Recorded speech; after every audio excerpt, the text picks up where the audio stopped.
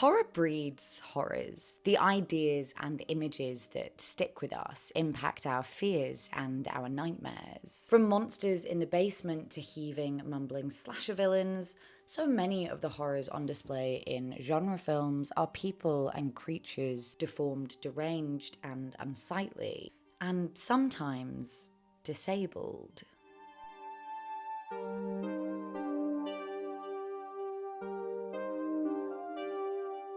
I want to explore today whether the associations drawn between disability and the monster are simply an innocent visualization of fear or displaying a more insidious criticism, dare I even say disgust, of disability. And beyond that, look into the current relationship between disability and horror. What is good representation, and have we come close to achieving it?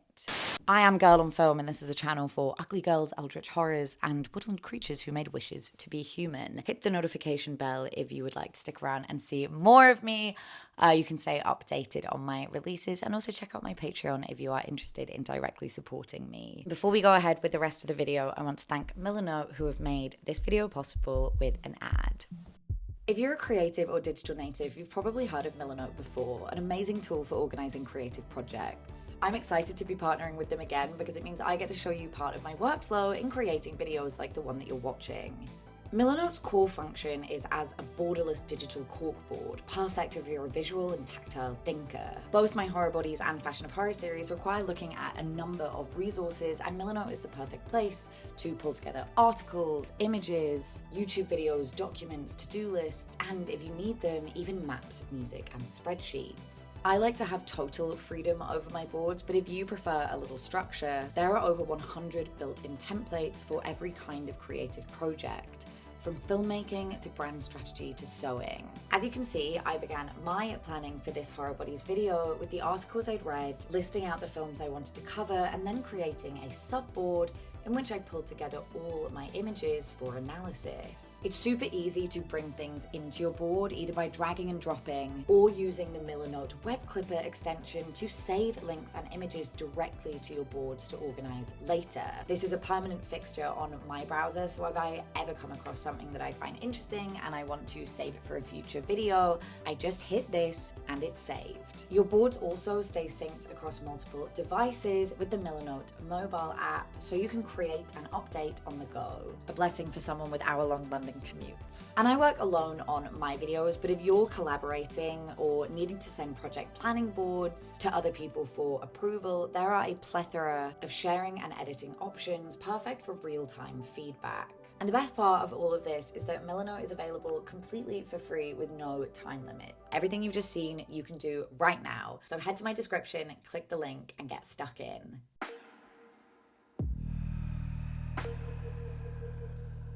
If we jump right back, one of the first examples of disability in horror were the cast of carnival performers in 1932's Freaks, and shortly after, Charles Laughton as Quasimodo in The Hunchback of Notre Dame 1939. But often dominating the conversation around ableism in horror are the general creatures of horror cinema and classic universal monsters that appeared from the 30s to the 70s. These monsters are often referred to in scholarly discussions as representative of disability due to their otherness or disfigurement. Looking online, you'll find articles both academic and personal that discuss them as such. And I don't want to dismiss the impact that these characters had on individuals, but today I want to look specifically at physical disabilities and learning disabilities experienced by humans. I also won't be discussing purely aesthetic disfigurement or neurodivergence. And to be transparent, nothing makes me more uncomfortable than defining disability, especially as someone who technically lives with an invisible disability myself, having Crohn's disease. But I hope you can all understand that it is necessary for the sake of a concise argument to be as specific as possible. And even without these broadly othered characters, there is no shortage of definable disability on screen in horror. Over the last century, we have seen plenty of unintentional projections of disability and deformity as horror, such as the little person in Nicholas Roeg's Don't Look Now, Seth Brundle in Cronenberg's The Fly, and the bevy of 80s and 90s slasher villains, including the hook-handed Candyman and Warwick Davis as Leprechaun. These either present an actor with a disability in a villainous role, or, as I discussed in my video on The Fly, zero in on the horror of losing what we deem to be normal function. Then we have intentionally disabled characters, both villains and protagonists acknowledged as disabled by the film. There's 1932's Freaks, a seminal work in horror cinema, Joan Crawford in Whatever Happened to Baby Jane, Franklin Hardesty in the original Texas Chainsaw Massacre, the leads of Romero's oft-forgotten Monkey Shines and the 1990s Rear Window remake, and recently titles like Hush, Annabelle Creation, Don't Breathe, Curse of Chucky, and The Advent Calendar. While disability in lead characters is arguably becoming more common than it's ever been, disabled performers playing the parts are few and far between, with able-bodied performers often cripping up to take on the roles. But we'll get to that later. As I said in my intro, the idea that is pushed most prevalently here is drawing the connection between disability and monstrousness or villainy. The classic slasher plays a large role in this. Leatherface, Jason Voorhees, and Michael Myers all have characteristics associated with various disabilities. All three are, for the most part, non-verbal, becoming entirely mute beyond their first appearances. They have large, lumbering bodies that move slowly, and significantly, faces hidden from public view, masks that disguise facial disfigurement and abnormality. Although it is important to note that Jason Voorhees was famously not the killer in the original film, rather a victim for his differences. And the original installments of each franchise do not clarify specific disabilities. But behind-the-scenes intel supports the idea that Leatherface and Jason's disabled traits were very much intentional. According to this article on Today.com, Gunnar Hansen, who portrayed Leatherface in Tobe Hooper's 1974 classic, visited a facility for the intellectually disabled where his mother worked and studied the students in order to prepare for the role. Unfortunately, it's unclear if this information comes from an interview that Today.com actually did with Hansen, as publications like this love to be ambiguous about where they're getting their interviews and information. So I can't cite this more specifically, and as a former journo, that does my nut. But taking that in good faith, intellectual disability did play a role in Hansen's characterization of Leatherface. Friday the 13th, Jason is often speculated to have hydrocephaly, where fluid in the brain affects its function. And that's the information which you'll find all over the internet without any citation. But I was actually able to confirm that makeup artist Tom Savini referenced hydrocephaly in an interview from 1986. In Scream Greats, Volume 1, Savini explained he was influenced by a boy in his hometown who had an asymmetrical head, and trigger warning for the R-slur said, quote, "So you need to be retarded, you need to be hydrocephalic or a pinhead or something like that, you know." As for Michael, director John Carpenter has never asserted that Michael is physically disabled, though they do refer to him in the film as having catatonia, which I believe is considered a disability. He has confirmed the character was inspired by patients at a mental institution, which is a video for another time. Other villains of the 80s and 90s followed suit with designs that featured various disabilities, such as slasher fellow Candyman, who has a hook hand as a result of amputation. While not disabled from birth, the burning of Freddy Krueger resulted in his distinct facial scarring, as well as a lopsided walk. One of the worst tropes that aligns with disability is that of the inbred hillbilly, which manages to be offensive to so many people groups at one time. Good job. Again, we see this in many of the Texas Chainsaw films, in both versions of The Hills Have Eyes, and in the abominable Wrong Turn franchise. Spoilers ahead for 70s psychological thriller Don't Look Now. A unique standout in the disabled villain canon is the serial murderer revealed at the film's end. Throughout the film, the character appears only in brief snippets. A child-sized person in a red coat, leading our protagonist to believe it's the spirit of his dead daughter. However, the final scenes reveal it not to be his daughter, but a little person, often called the Red Dwarf or Dwarf Killer. The camera leers at her wrinkled, shortened face as she stabs at our protagonist, definitively making her the film's big bad. For many reasons, this is an amazing film that I would recommend, but the switcheroo from child to little person is highly problematic. It's understandable that the character's height is necessary to pull it off, but the choice to not only have her be a little person, but also old and giggling grotesquely heightens our disgust. We are supposed to be horrified at the reveal, at the idea that what looks like a child could be a supposed perversion of that form. The only two characters in this film who are not able-bodied are either villainous or ominous, the second of which we'll get to momentarily. And that's the issue with all of this. Abnormality becomes a shorthand for immorality and evil.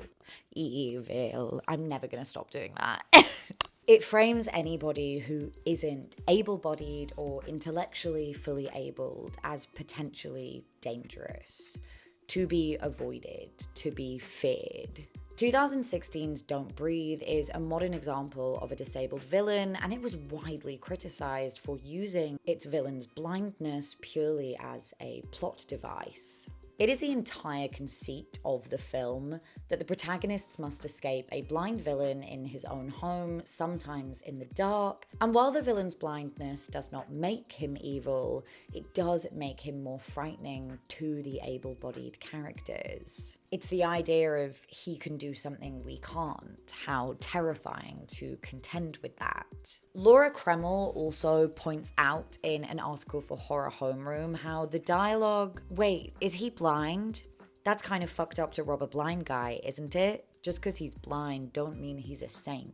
Demonstrates a common attitude towards disabled people. Quote, a double take, discomfort, pity, and disengagement, or worse, repulsion and recoil. Blindness is almost a deal breaker for the speakers, thieves planning their next mark. And it is, ironically, the most ruthless of the three who exposes their assumptions with the third line. There are so many really good articles on this film, as it was quite a big hit, so I recommend you check those out in my description. Even when it's not a trait of the villain, portrayals of disability in horror can be harmful in a few different ways.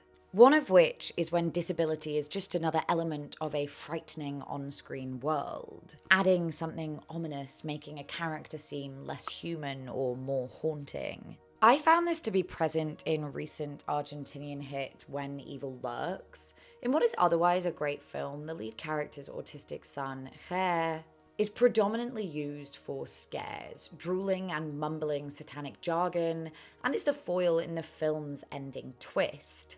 His father thought he hadn't become possessed and was simply exhibiting normal signs of autism, but it turns out he actually was possessed. Although I didn't see any other reviews express discomfort with this, which really surprised me, I was very uncomfortable on my first viewing of When Evil Lurked because it felt like this character was given absolutely no inner voice or inner life, and most of his screen time is dedicated to building tension or making the audience uneasy. Some instances of introducing disability become complicated not because they demean the character, but because they elevate them. The most common example of this is blindness being presented in tandem with second sight or a connection to the spiritual world, which we see in Don't Look Now and 2024's Oddity. While it isn't explicitly negative, it pushes the idea that those who are sight impaired are not like us, that they're eerie, magical oddities. Likewise, Midsummer's Reuben is described as tapping into another spiritual plane because he is unclouded by his mental disability. The film is self-aware in this suggestion, showing it to be a practice of the deeply misguided Haga cult, but it subtly enforces the trope nonetheless. And this isn't Astor's first foray into disability. He is one of my absolute favourite directors, but disappointingly, he does engage with one of the most harmful tropes around disability, and spoilers for Eddington here, that being disability as a punishment. The main character Joe is left brain damaged and wheelchair bound in the final scenes of the film. And to make it worse, this is played for laughs as well as the cruel end to a twisted fable. In line with this is the suggestion we sometimes see in horror that life itself is made more terrifying by the disabled body, by the inability to move freely as able-bodied people do. This often emerges in horror as trapping the victim in a scenario that they can't escape due to being paralyzed or in a wheelchair, such as whatever happened to Baby Jane and Monkey Shines. French film The Advent Calendar from 2021 takes this a step further, offering its lead mobility in exchange for enacting evils, as if being disabled is worth killing to escape from. During the edit for this video, I actually came across a really despicable interview with the director, which affirmed for me how harmful and out of touch this particular film is. He effectively asserts that the reason he didn't have a paralyzed or disabled actor in the lead role is because they wouldn't have really been acting, as opposed to an able-bodied person playing the role of someone in a wheelchair who is acting. It's a really bizarre interview. He also says that it would have been too hard to get the film made with a disabled lead, which is really disappointing. And I think we need to hold studios and people like Shudder accountable for this too, who distributed the film. But on top of that, he makes the even more bizarre claim that it would have been too exposing for a disabled performer, saying we only get to see disabled people for small portions of time, and if we saw them for longer, then we would see them sad and angry, and this would be difficult and uncomfortable for everyone. Have a read of it yourself, it's linked in the description, but I was truly quite disgusted by this interview. Finally, in the pantheon of ills, there is the matter of treating disabled characters as disposable or comical. Match was a disappointing example in a recent film that treated a disabled character as disposable. Spoilers for the next 20 seconds. Even though the character is innocent, he is still the literal monster, objectified and feared, and he's kind of forgotten by the film itself after serving this purpose. But probably the most notable example here is Franklin Hardesty, sister of protagonist Sally, in the original Texas Chainsaw Massacre, which is running up quite a tab in this video. Franklin isn't singled out by Leatherface or trapped due to his wheelchair, but he is the reason for several in-film comic moments, with his friends and sister laughing at him for accidentally rolling down a hill and for struggling to navigate spaces in his chair. They also suggest he'll be the first person to be killed after encountering the hitchhiker, whose name is Nubbins, by the way. Am I the only person who thought the hitchhiker was Chop Top from the second one? Did anyone else think they were the same character, or am I stupid?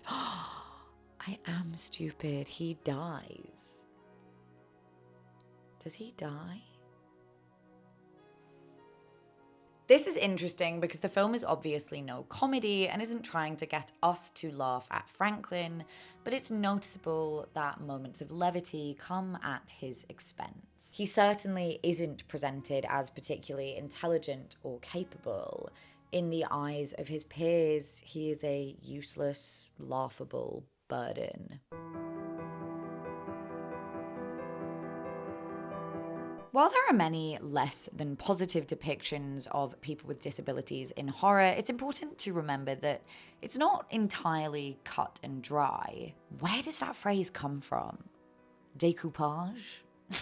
The line between exploitation and exposure and empowerment can be extremely fine. A major example of a film that walks that line is Todd Browning's Freaks. Not explicitly horror, Freaks is a pre-code horror drama about a traveling freak show that introduces us to a whole cast of performers with various real disabilities and differences. There's Prince Brandian, a man with tetra-amelia syndrome, Schlitzie, a person with microcephaly, and Francis O'Connor, who was born without arms, all of whom were real carnival performers, among many others.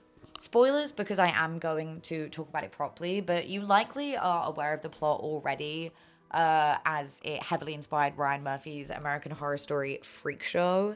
You also probably know the Gooble Gobble One of Us scene, which is a personal favorite drinking chant. Gooble Gobble One of Us, Gooble Gobble One of Us.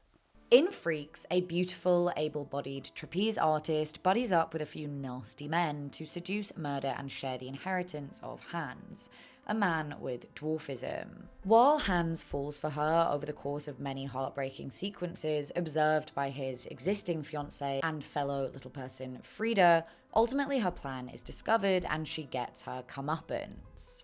The circus performers chase her down in what is undeniably a very frightening scene, and off-screen they turn her into a freak of their own making, legless, mute, and feathered like a chicken. Conceptually, this ending really gets to me in a similar way to Tusk. Describing it makes me feel like I'm living it, and it just fills me with chills. I digress. Given that it was made in the 30s, Freaks is remarkably empathetic, more capable of viewing its disabled and differently abled cast members as real people than many, many more modern films. And that's one of the significant factors. Most of the cast are people who genuinely have these conditions, and it seems that they were respected by Browning during production. Another significance is that it's effectively from the perspective of the disabled and differently abled characters, with little person Frida at the emotional helm. They are who we empathize this. We, the audience, feel they represent us more than the swindlers who take on the antagonistic role of them. It's similar to a good for her revenge film, but for the disabled community, and ultimately for anyone who feels they've been used, humiliated, or misunderstood. The so-called freaks themselves are never used for scares or meant to disgust us, even in the scene where they chase down the antagonist. While this is a haunting scene, it's not because of their bodies, and the camera never makes it so. Throughout, the stigma is dissolved, seeing the cast in everyday situations, navigating normal tasks and relationships. However, there is still an argument that Freaks exploits these people for horror, given that the film would not have had its main appeal without their bodies. There is also the reading that the movie is about the horror of being turned into a freak or disabled person. But it only really reads that way, I think, if you're empathizing with the trapezist Cleopatra, and she's really fucking evil, so not very easy to empathize with. Ultimately, the film positions disability as both protagonist and punishment, normalizing and demonizing it, making for a complicated legacy that can't simply be dismissed as the monstrous disability trope. Yes, it does have the disability as a punishment trope, but in every other way, disability in Freaks seems to have been handled with the utmost respect, and it has a generally positive legacy. Off-screen is sadly quite a different story, as MGM chose to segregate the circus performers and differently abled cast members as they disturbed other cast and crew, and it was also not received well at the time. Another film that is difficult to define as an achievement or an offense to disabled communities is Andrew Getty's The Evil Within. First things first, this is a fascinating film, one of the most interesting films I think I've ever seen. The director, who sadly passed away before it was released, was a millionaire meth addict, which meant a lot of money and creative license went into this. In some ways, it weakens the film. It often looks like a product of the early 2000s, not the 2010s, and it engages in a few recognizably weak conventions like excessive voiceover, but in other ways, its unusual production makes it really special. The film is 100% a singular vision, filled with unhinged, uncomfortable sequences. It truly is like a dream at points. I can't help feel like the poster did this movie such a disservice, because it looks like it's going to be a generic demonic possession movie, and it is so much more than that. If you're a fan of Lucky McKee's May or William Malone's Parasomnia, I would definitely check this out. As for the plot, The Evil Within revolves around Dennis, an intellectually disabled man who finds himself forced into doing terrible things to please a demon he encounters in a mirror. Stay with me now. We also follow his brother, who is struggling to cope with caring for Dennis and being pushed by his girlfriend into putting him into care so he can live out his own life freely. Let's start with the positives. The film's narration shows Dennis's inner voice and outer voice are very different, and I felt like this successfully alluded to the disconnect between intelligence and expression. He is perceptive and kind and funny, as so many people with disabilities are, even if they can't express that in ways that we are used to perceiving. Most importantly, he is a fully fledged person, and we are watching the film play out with him as our anchor. Because of this, the characters that don't see him as a valuable person are framed as kind of evil.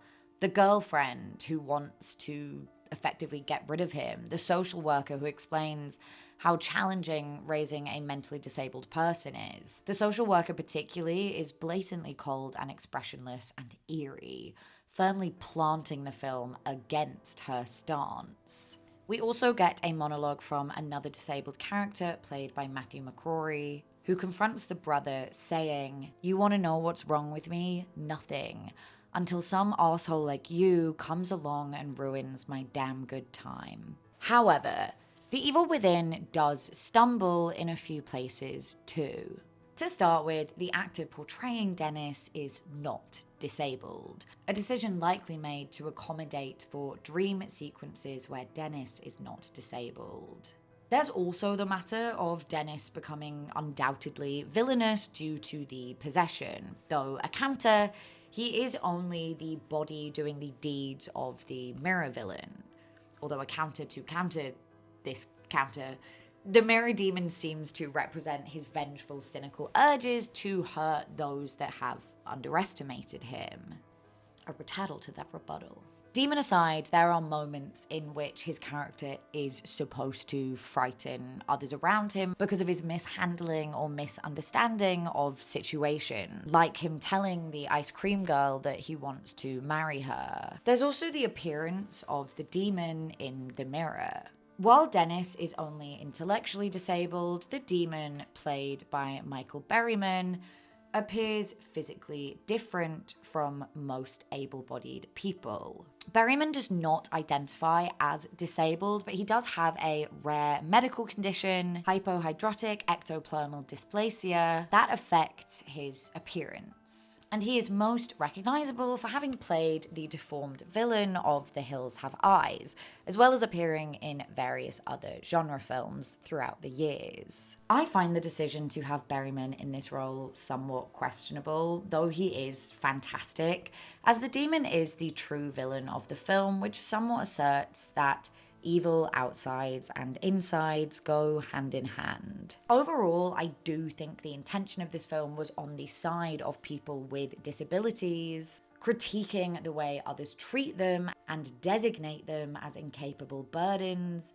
but the messages are all a bit mixed, creating imagery in which a disabled person is enacting horrors.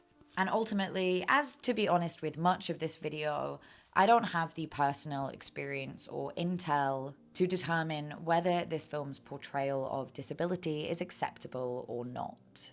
A few other examples that walk the line of exposure, empowerment, and exploitation come to mind. Robert Rodriguez's Planet Terror features Rose McGowan as a woman whose leg is torn off and later replaced with a machine gun. The amputation results in an extremely badass look, giving her new abilities, no worse than having a leg, but it's arguably also a gimmick that feels more focused on sexualizing a woman by attaching a weapon to her than empowering an amputee. And of course, everyone will feel differently in all of this. But one argument not to be overlooked is that all forms of disfigurement and disability in horror, while worthy of critique, can serve to empower. Matt Lee, who has radial synostosis, a condition restricting movement of his forearms, writes for Polygon, "Horror demands that we not avert our gaze from abnormal bodies. It challenges our prejudices, our preconceptions. These are films that celebrate disfigurement and deformity instead of shunning it. I reject the notion that horror merely co-opts disability as a cheap scare tactic. When I watch a scary movie, I do not see exploitation. I see exaltation, the disabled not as demonic, but as divine."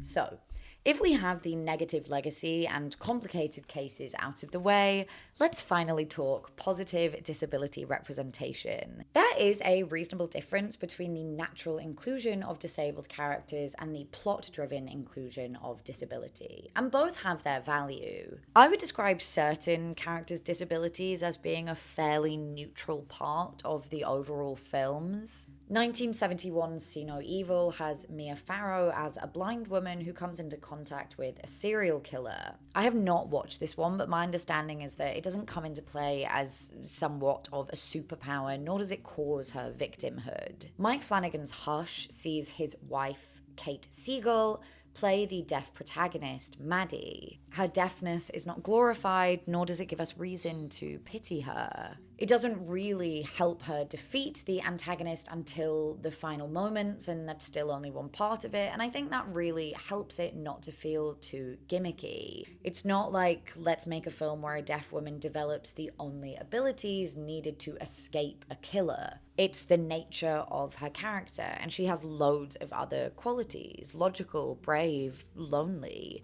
She's just a person. Curse of Chucky's Nika is a full-force final girl, while also being a paraplegic in a wheelchair. Occasionally, she is able to buffer attacks with her legs as they have no sensation, but again, for the most part, it's simply who she is, not how the character was designed to maximize the horror. As for characters where their disability is intrinsic to their survival, the most well-known example is the character of Reagan in box office smash A Quiet Place. Reagan is a deaf character in a world where blind creatures have invaded, which has set up her family well for survival, all-knowing American Sign Language. Her cochlear implant also plays a crucial role. Similarly, Bird Box, which I think can only be described as a smash flop, watched by many, loved by few, has blind people collectively surviving a Lovecraftian evil that makes people crazy when they look at it.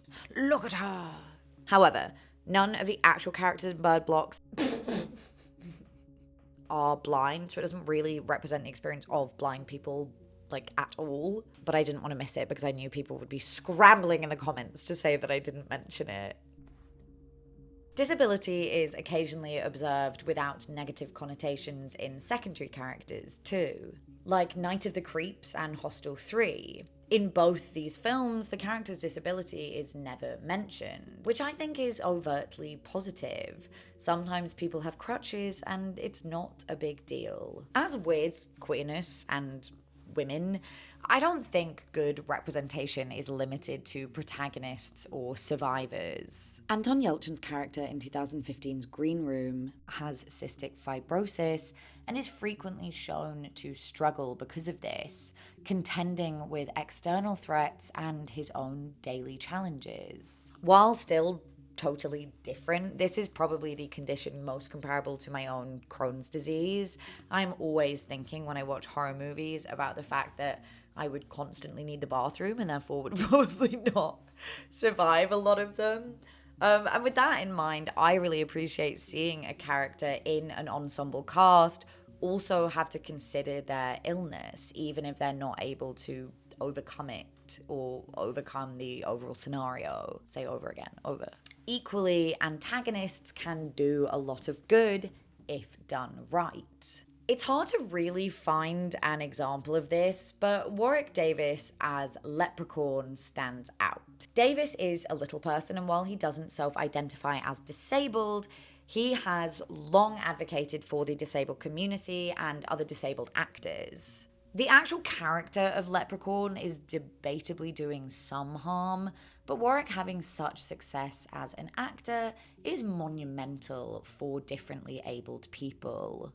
Which brings us to one issue underlying all of this.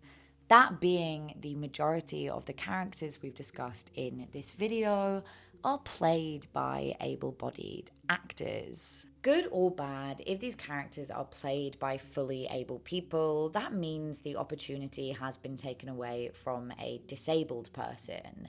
And I struggle to call that good representation wholeheartedly. Disabled people are hugely underrepresented in film and TV, making up just 2% of the workforce, compared with an average of more than 20% across all other industries. Only 3 disabled actors have won Oscars, compared with 25 able-bodied actors who've won Oscars for Cripping Up, and only 1 director with a physical disability, Crip Camp's James Lebrecht, has ever been nominated. So even when we are seeing disability on screen, we're not necessarily seeing disabled people. I've said this in videos about women and people of color and other minorities, but to me, representation is about so much more than what's on screen. It's about the writer's room, the director, the performers. Thankfully, there are a few examples of disabled people in disabled roles, showing us what is possible in horror. The 1998 remake of Rear Window, though it does indulge in some less ideal tropes, stars Christopher Reeve, who you likely know as Superman, after he was paralyzed in an accident in real life. A Quiet Place and Bring Her Back hired hearing impaired and sight impaired actresses, respectively, to portray those disabilities. Wheelchair user Kira Allen starred alongside Sarah Paulson in 2020 thriller Run. Even Ryan Murphy, while he is detestable for many reasons, is one of the rare directors and producers that consistently casts people with disabilities or who are differently abled, both in roles where it's necessary, like in AHS Freak Show, and in roles where the actor being differently abled is largely irrelevant, like in AHS Coven. God, I really did not mean to finish this by complimenting Ryan Murphy.